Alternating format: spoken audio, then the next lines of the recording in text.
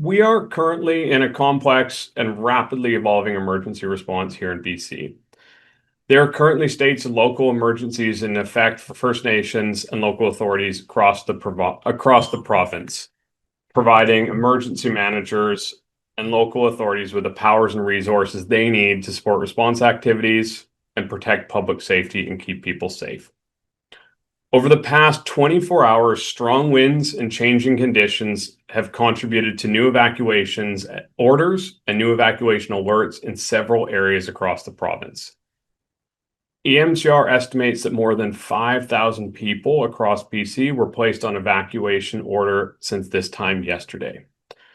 We're also seeing widespread power outages, road closures, and other impacts. This is a dynamic situation. Certainly we had reports yesterday of people saying they've never seen fire perform the way that it did yesterday in terms of its growth and the spread potential with those 85 to 100-kilometer winds. So smoke has been an issue in there. We continue to try to fly our aerial assets in and around that fire, but it is difficult to access to actually get to the extent of the damage. The drought conditions in southern BC right now are at record levels. We're seeing conditions of our fuels that we have never seen before in BC, and that is creating explosive fire behavior. And so while we have the fires that are existing on the land base, which are our wildfires of note, and those communities in and around those wildfires obviously continue to be at threat. We do not recommend an evacuation order unless we believe there is a real threat to that community. So to specifically answer your question, anyone who is on order is probably the most at risk. And a secondary answer to your question is that if we put in a new evacuation order, that makes it to the top of the list of where we believe there might be the most risk to a said community.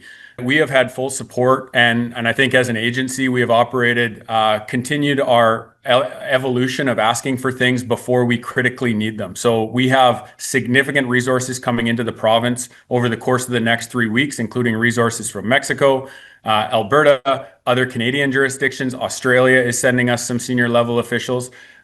They will be arriving over the course of the next 3 weeks. We still have preparedness resources available to us in BC for new starts as we continue to surge to the existing fires.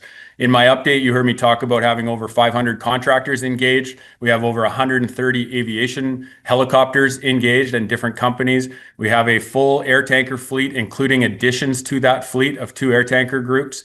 And so we were prepared for the cold front that was coming.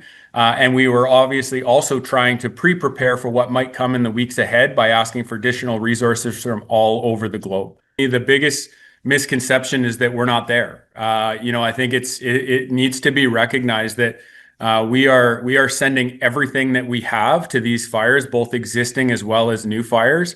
And these fires are large, complex, and as I've mentioned throughout the briefing today, we are seeing fuel conditions that we have never seen before. We are seeing fire behavior and fire growth that we have never experienced in BC up until this point because of the drought conditions. And so the misconception that we aren't there, because we are there and we are working in the air when we can, but also when there is no visibility for our aircraft, we cannot fly them. We cannot fly them because the smoke is so thick. And so, again, I think we are there. We are putting every effort in to put structure protection and structure defense around homes. We are working with communities to see where we can have the most impact from a fire potentially impacting a community.